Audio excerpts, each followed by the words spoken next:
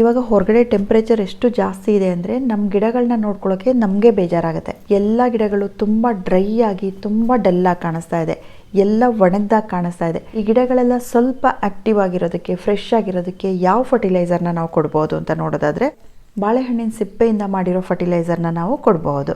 ಬಾಳೆಹಣ್ಣು ತಿಂದಾದ್ಮೇಲೆ ಅದರ ಸಿಪ್ಪೆನ ಈ ರೀತಿ 1-2 ದಿನ ಟೆರೆಸ್ ಮೇಲೆ ಬಿಸಿಲಲ್ಲಿ ಒಣಗಿಸಿ ಸಾಕು. ಅದೆಲ್ಲ ಪೂರ್ತಿ ಒಣಗಿ ಈ ರೀತಿ ಕಪ್ಪಾಗುತ್ತೆ.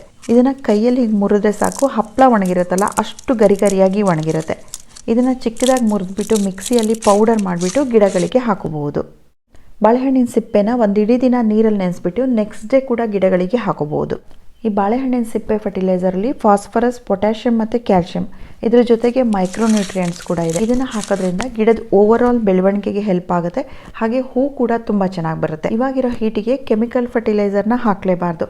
ಇದರಿಂದ ಗಿಡಗಳು ಇನ್ನಷ್ಟು ಡ್ರೈ ಆದಾಗುತ್ತೆ, ಎಲೆಗಳೆಲ್ಲ ಸುಟ್ಟು ಹೋದಾಗ